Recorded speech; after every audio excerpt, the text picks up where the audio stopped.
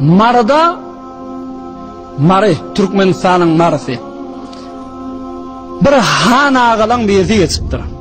Bir bay adam, bağlı, bustallı adam. Öz bağını bir karger tutuptur.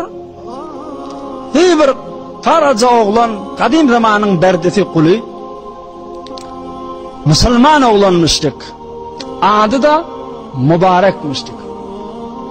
Oğlan adı var, Mübarek. Bir bağının işine dip berýänmişdik. Bağı näme? Nar bağı varmıştık, enar. Oham bu oğlan heyvera arvabının icazasızlığını al senden nardan iyide vurdu diýmede iýmeýänmişdik. Men işlemäge geldim, nar imäge gelemek icazam yok deyip şygat halal hor insanmıştık. Arvabı da daşından görüp wagyn hoşy gelýänmişdik şu oğlanla. Oham ol arvabın da bir qyzy varmışdyk.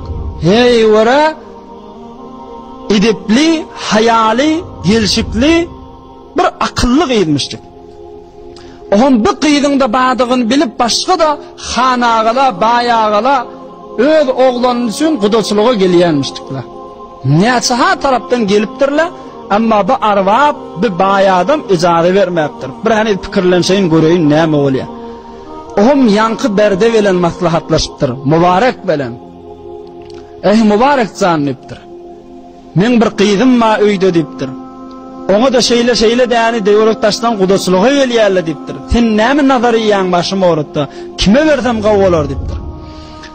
Onna yankı mübarek aýdypdyr. Ey arwabym, ey baýarym dipdir. Bir wagt bir zaman geçti.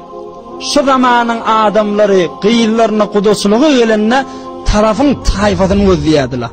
O falan taýfadan mı? Oňa berip bolmaz. Falan taýfadan gelse oňa bereriz. Şu taýfany özleýärdiler, olara utturup geçdi dipdir. Bir toforla wady, taýfasy bilen işi yok. Maly bilen işi var. Falan sirweti barmy? Falan hanyň oglumy? O bereli oňa.